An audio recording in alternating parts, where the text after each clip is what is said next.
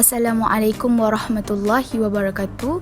Baiklah, pada hari ini saya akan membentangkan projek inovasi yang telah dihasilkan iaitu Sirah Adventure bagi subjek PIMK 3152. Baiklah, kita akan lihat kepada isi kandungan. Yang pertama, nama projek. Yang kedua, kumpulan sasaran. Yang ketiga, objektif. Yang keempat, pernyataan masalah. Yang kelima, rasional. Yang keenam, model reka bentuk projek. Yang ketujuh, penilaian projek dan dapatan. Yang kelapan, faedah dan perluasan. Yang kesembilan, cadangan penambahbaikan dan juga kesimpulan. Yang pertama, nama projek. Tajuk Sirah Adventure. Dinamakan Sirah Adventure kerana ia memerlukan murid menyelesaikan misi yang disediakan di dalam permainan interaktif bagi mereka menamatkan pengembaraan. Di sini juga saya sertakan QR code bagi pengguna ataupun murid-murid mengakses terus kepada PowerPoint interaktif yang telah dihasilkan.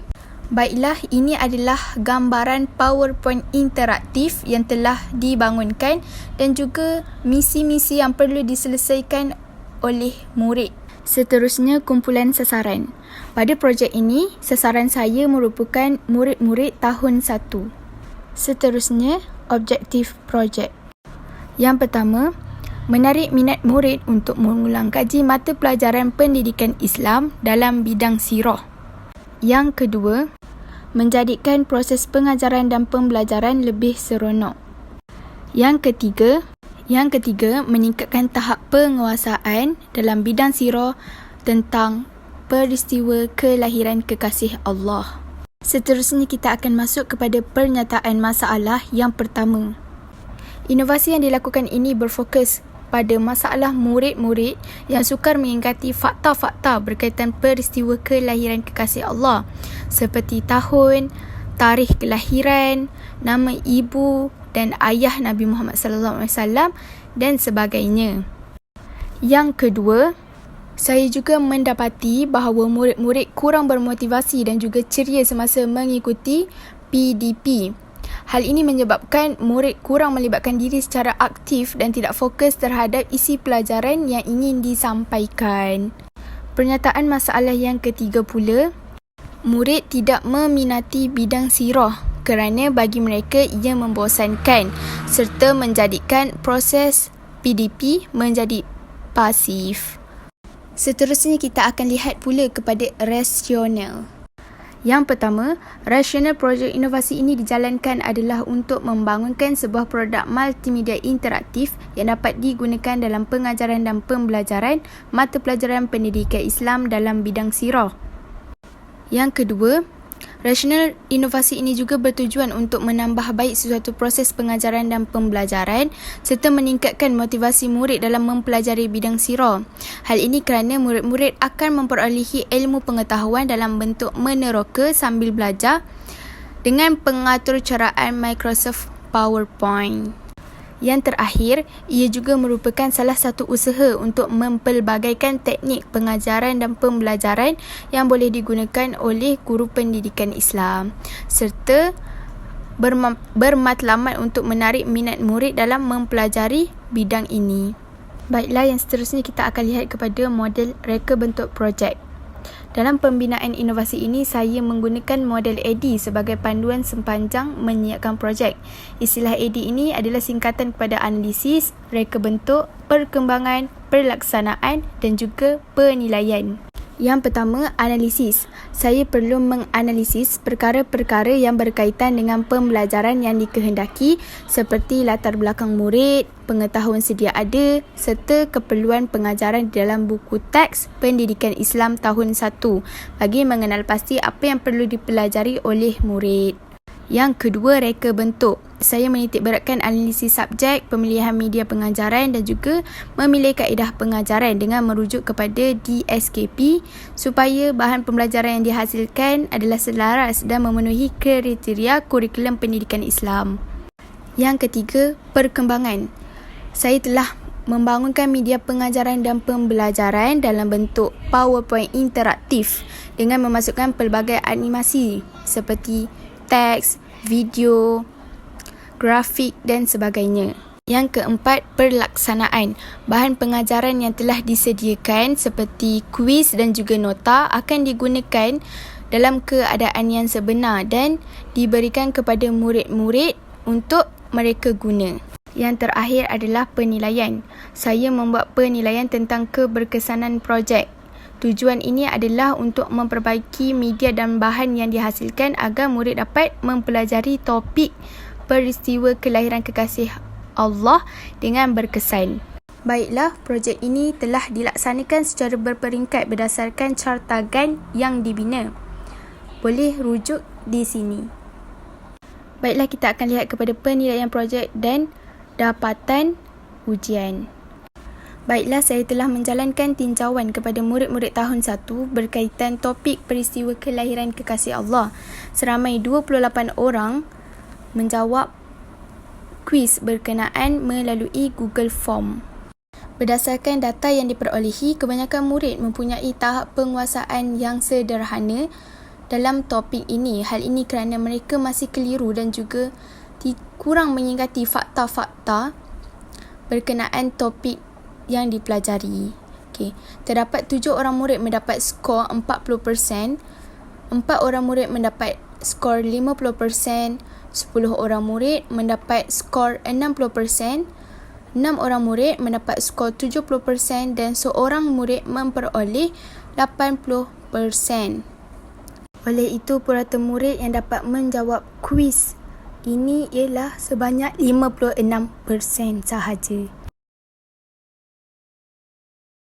Seterusnya, penilaian projek dan juga dapatan ujian pasca selepas projek digunakan oleh murid-murid.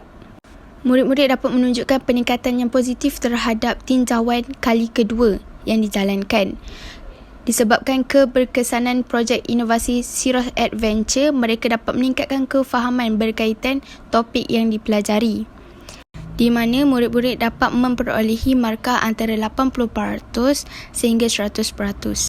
Oleh itu, purata murid dapat menguasai topik ini meningkat kepada 94%. Seterusnya, kita lihat kepada faedah dan perluasan projek. Yang pertama, proses PDP dapat dijalankan dengan lebih mudah dan menarik disebabkan adanya elemen teks, audio, grafik dan juga animasi yang dapat merangsang minat dan juga diri murid untuk belajar. Yang kedua, projek ini juga adalah mesra pengguna.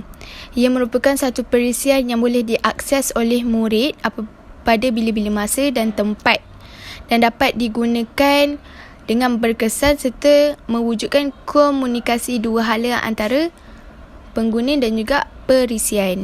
Yang ketiga, guru boleh memantau perkembangan murid melalui tinjauan ataupun kuis yang dibuat serta membantu murid-murid yang pasif di dalam kelas dan meningkatkan keyakinan mereka untuk mencuba sesuatu perkara yang baharu. Oleh itu, projek yang dihasilkan ini sangat berpotensi untuk diperluaskan bagi dijadikan bahan bantu mengajar kerana ia mengandungi elemen-elemen peningkatan terhadap penguasaan murid secara maksimum. Seterusnya, cadangan penambahbaikan. Setelah mengenal pasti beberapa masalah yang dihadapi, saya perlu mengambil beberapa inisiatif bagi menambah baik projek yang dihasilkan agar tidak berlaku kecacatan perjalanan, pengajaran dan pembelajaran. Yang pertama, cadangan penambahbaikan yang perlu saya lakukan ialah memasukkan audio penerangan berkaitan nota yang disediakan di dalam PowerPoint tersebut. Hal ini dapat menjadikan bahan projek lebih didengari oleh murid serta memberikan pemahaman terhadap topik yang ingin disampaikan. Yang kedua, projek yang dibina ini perlu diperkemaskan dengan penambahbaikan inovasi berunsurkan nyanyian untuk memudahkan murid mengingati fakta dengan mudah serta menjadikan pembelajaran lebih seronok.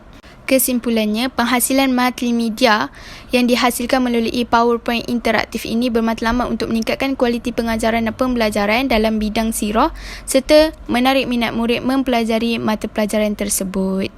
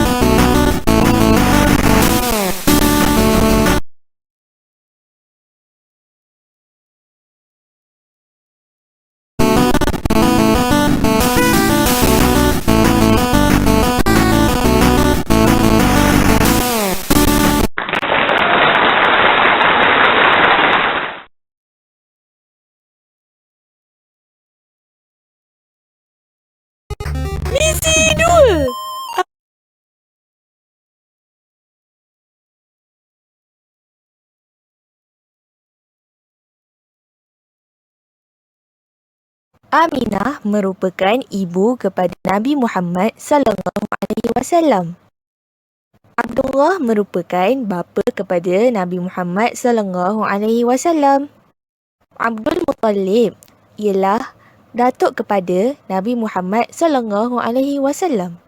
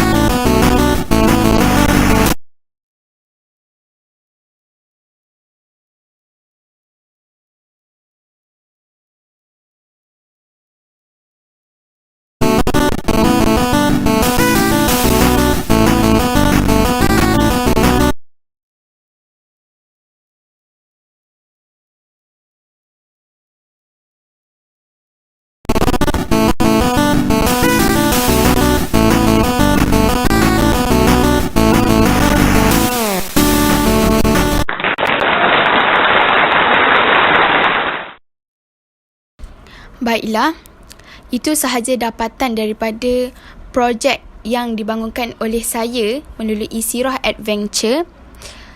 Sekian, terima kasih. Assalamualaikum.